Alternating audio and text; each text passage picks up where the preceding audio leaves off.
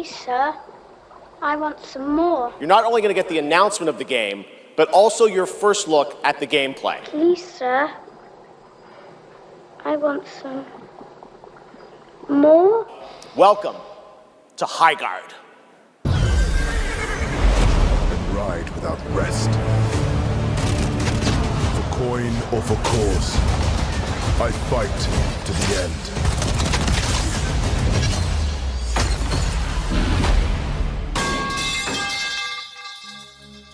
So the other day, I happened to be looking through my Steam library, and I kind of realized that the last 2 years have not produced much of anything that interests me. Of games that released in 24, I've got 2 friend-slop titles, and a pretty middling remake that I would never have touched if I hadn't made this channel. But that's better than this year, in which I got these 3 for owning the non-enhanced versions, and then there's these 2 remasters of Iraq War-era games. That's it. That's everything. I'll eventually pick up Clair Obscura, The Lies of P DLC, and Silksong, but I'm gonna do that in like 3 or 4 years. I just wouldn't get around to playing them anytime soon. Like, if I look back at 23, I need to replay this game for a video. I haven't fully beaten these games, but I really would like to return to them. Then there's these classics, which are things that I really would love to go through again. Oh, and then there's also Darktide here, which keeps releasing patch updates, and the gameplay loop of Darktide is so good that I'm gonna keep coming back to it, even though I'm pretty bad at it. I haven't even started Psychonauts 2, and I actually really do want to explore that game, but I would need to replay the first one, I think. Mass Effect is another one I have to play for this channel. Wrath of the Righteous is a game that I'm inevitably going to replay and return to, and one of these days, I'm going to sit my ass down, and I'm going to suffer through the absolute tedium that is Travis Strikes Again, so I can try to piece together how Suda51 went from one of the most interesting auteurs in the Japanese scene into a self-indulgent, self-satisfied caricature of what he once was. Turned myself into a pickle! Huh? That was Grandpa's voice. Are you like a spirit? I'm Pickle Rick! What?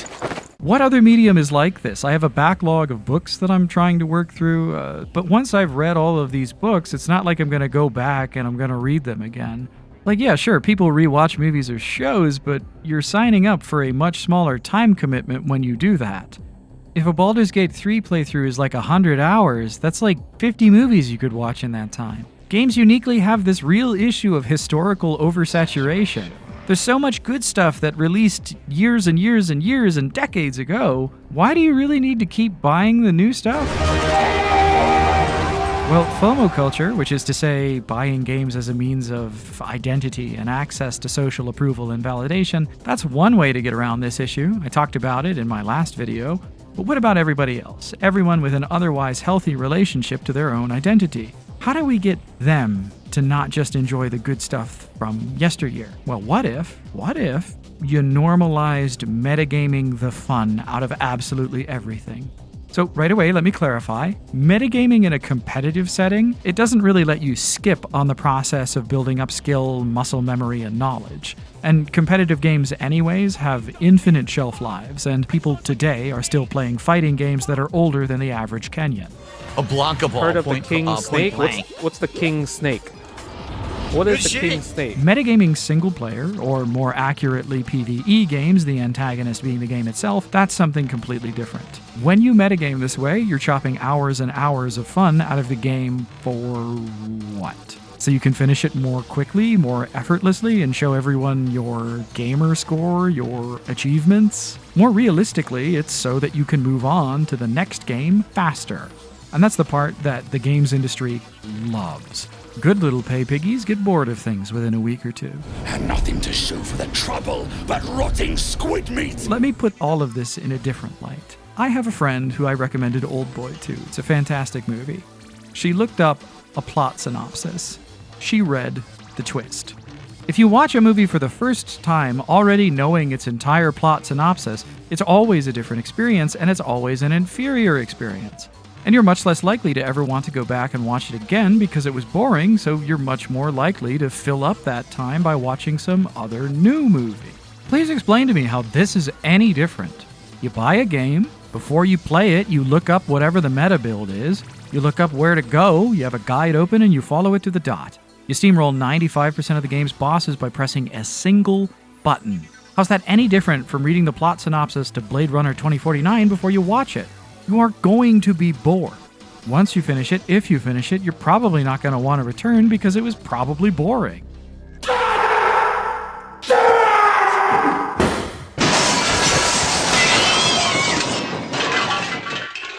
All of this was on my mind because of the Guild Wars Reforged release, which is one of the 2 games that I picked up from technically sort of not really this year. Guild Wars is one of the most ambitious RPGs ever made, with one of the most intricate and complicated systems based loosely off the design of Magic the Gathering, and I do want to delve deeper into that, but that is for a later time. More relevant to this video, if you go in blind with the intent to learn Guild Wars' systems to get the most bang for your $20, you're easily looking at close to 100 hours of content, even ignoring any of the multiplayer elements in the game. But if you look up guides for the most broken builds, guides for how to speed through the story effortlessly to get to those builds, this game is going to be so boring before you're even 20 hours into it. Learning the systems, learning what's possible, trying new things, not all of them good, some of them even pretty bad, that's all part of the fun, part of the entertainment, which is supposed to be the entire point of playing games. This weird insecurity about the fact that you might struggle in a game, that you might not immediately understand all of its nuances, and this impulse, this compulsion, this obsession with skipping it all by metagaming, it is a luxury behavior, and it's a luxury behavior that I don't think people are going to be able to afford for that much longer. Make no mistake, today, what we're in right now, this is a recession. It's just a very unusual one, where economic signals out of everywhere but the AI bubble are exceedingly bleak, especially labor markets, but people are still spending. Black Friday and Cyber Monday spending increased this year by an amount almost on par with last year's increase, in no small part because of the proliferation of buy now, pay later. That's just really unusual when you consider how low consumer confidence supposedly is. Basically, I think we've designed a lot of ways to ameliorate and diffuse the immediate impact of a recession. We've institutionalized a lot of protective padding in the time since the global financial crisis, but instead of using the time that has been afforded by all that padding in order to adapt to new financial realities, I get the sense that people are instead just racking up debt in order to continue living the lifestyles that they've gotten comfortable with and used to. Or, maybe they're taking on debt to go gambling. The proliferation of all those fucking annoying gambling apps is kind of insane. And then there's so many other weird, irrational consumer behaviors like this. Hurry! 100% of Americans can't afford medical insurance, groceries, and are drowning in debt. Yet these IP movies make hundreds of millions of dollars every opening weekend. How that math works, who f***ing knows? Just put it on a credit card! We've built a financial machine that obfuscates consumer market realities. We've cut the interest rate, and we've started quantitative easing, even if I know they didn't call it that, but that's basically what it is. We're just pumping more and more smoke into the mirror gallery, which is going to work just fine until somebody can't make their minimum payment, and then somebody else can't, and then somebody else can't, and then eventually there is a big crash. My question is, when this crash happens, what happens to metagaming? I know this seems a little far-fetched, things maybe not at all related to each other, but if your goal is to make your entertainment last longer such that your purchases go further, such that you can save more, it sure seems like metagaming is the antithesis of that. Spoiling games for yourself hasn't always been as commonplace as it is today. A lot of people blame this behavior on advances in communications technology, the suggestion being that widespread access to information necessarily biases people towards metagaming, but I don't know if I really buy that. In the pre-social media days, people shared all of this information on hobbyist sites, which was like forums boards or things like GameFAQs, and it really wasn't that hard to find this information. In the days before consumer internet, hobbyist publications like Electronics Boutique were your go-to for the same stuff. If you really wanted to metagame, you could. Most people just didn't want to. What's the point? The way that people consume media changes over time, and not in one direction. You think you've seen a film on your fucking telephone. Get real. Which is to say, I think that this is a generational fad. The impulse to look everything up before you've even tried it once and to reduce the playtime and cost efficiency of your purchase as a result doesn't at all feel like it's a natural development or a necessary course for this medium. It feels like a behavior which has arisen out of circumstances far removed from gaming itself, which won't really persist once that particular environment fades away. I think that the 14-year streak of low interest and low inflation between 2008 and 2022 has created an environment in which people just don't really think about the value of their money or the distinction between necessity and luxury. Tears of the Kingdom came out. I had to buy it. And then you have these vanguard generations, the first ones raised by the internet, people with a sort of generationally inoculated insecurity, which was cultivated by corporations who recognized that parents were increasingly abdicating their responsibilities to screens. I feel like all of this compounds, all of this drives the bizarre tension that underpins the modern obsession with metagaming, and I just feel like it's not going to last. It's going to be regarded as this weird cultural trend that gets discarded as we go on, and then it never again gets acknowledged. Everybody just pretends it didn't happen. I'm Kendall Rick!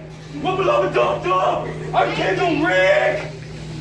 Maybe my prediction is completely misguided, but I'm nevertheless very curious to see how all of this plays out. I really do think this recession is going to be a big turning point, both for the industry and for the consumer base. And since I obviously don't really care for modern game design, the behaviors feeding into these designs, or the people who like these modern trends and tropes, We're back. I'm very eager to see what comes next, and oh so ready to watch consumption addicts crash out in a variety of hilarious ways. They did? Apparently people are saying at the Game Developers Conference they used my footage of playing God of War and they blocked my face out. That's illegal. Originally, the plan had been to get this out in mid-December, but the holidays being what they are, I failed to do so, and oh well, all I can say at this point is Happy New Year. But with a bit of a warning, if you will, the next year, 2026, is going to be rough. This is a market reality shift that a lot of people have never dealt with as adults or as adolescents. And so a whole lot of people just view economic downturns as this fairy tale impossibility that they'll never have to deal with, at least in the United States. I'm a little flippant in this video and in the last one about how people continue to spend like idiots while they're staring down a recession, but it does actually have me worried. And that's why I'm probing at weird ideas like this, that metagaming is a luxury behavior that erodes the effective value of your game purchases.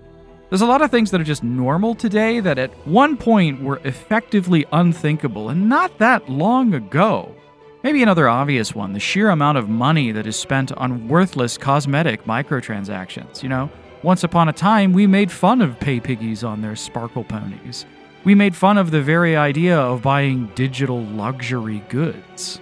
The more that we're able to put both industry and consumer behavior under a magnifying glass, the more easily that we can navigate this recession. Obviously, this applies to a whole lot more than just gaming, but if you can change the way that you consume games, what's stopping you from changing the way that you consume other things? Gaston, a bucket for monsieur. This is a bucket. Dear God. There's more. No. That's illegal.